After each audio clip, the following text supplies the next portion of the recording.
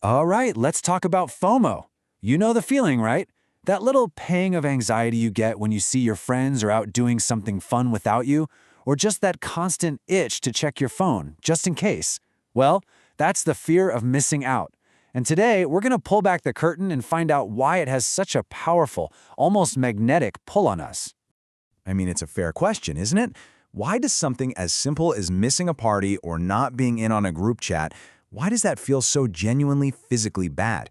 Logically, it shouldn't be a big deal, but our brain, it just reacts like it is. So what is actually going on up there? And this is what we're usually told, that it's just, part of your personality. Maybe you're a little insecure. It's just a quirk, something you should probably just get over. But what if that's not the real story? What if it's something way, way deeper than that? Because as it turns out, this feeling is so much more than just a simple quirk. It's actually a deeply wired response that goes back way back. And understanding why it's there is the absolute key to getting a handle on it. And there it is. It's that simple.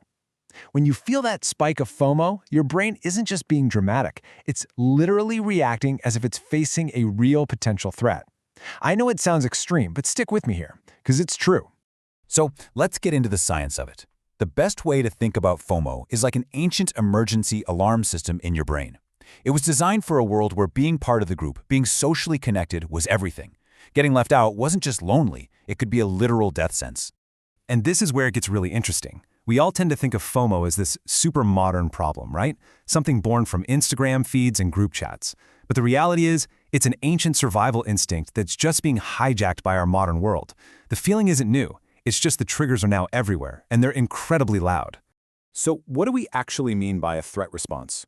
Well, it means that whenever things feel uncertain, when you just don't know what people are doing or what they're thinking, your brain automatically defaults to being on guard. It flags being left out not as a minor bummer, but as a genuine risk. And this is exactly where the problem explodes in our digital lives. You know that silence after you send a text, or that pause before someone replies?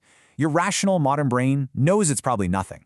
But that ancient threat-detecting part of your brain, it goes on high alert, interpreting all that empty space, that ambiguity, as a danger signal.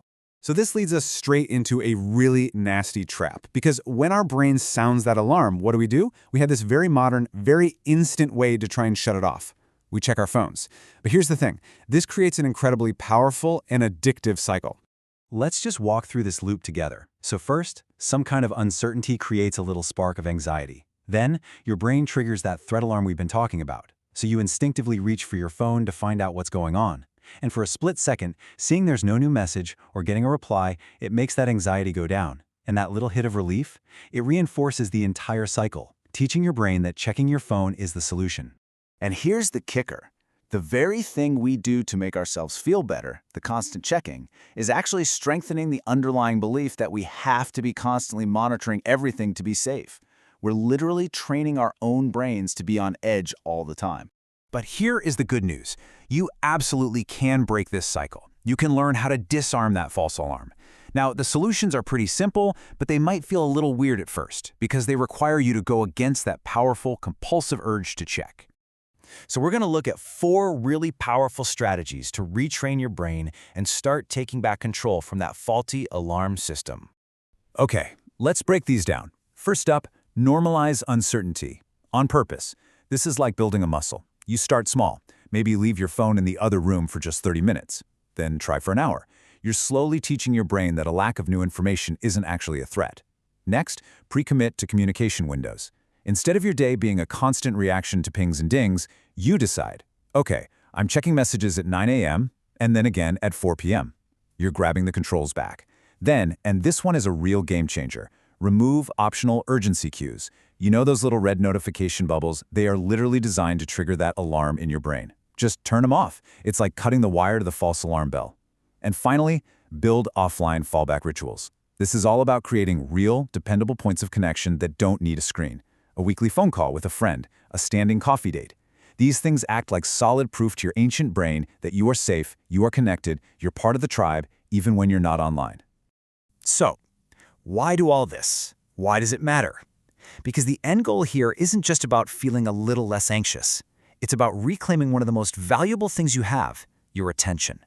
And this quote just says it all perfectly. Just imagine the sheer amount of mental energy you would free up if your brain wasn't constantly on high alert, scanning for social threats that aren't even there. When you teach your brain to stop treating every little bit of uncertainty as an emergency, you don't just get calmer, you get your focus back. So I'll leave you with this question. If you could really quiet that constant, nagging alarm bell of FOMO, what would you do with all that reclaimed mental space, all that focus?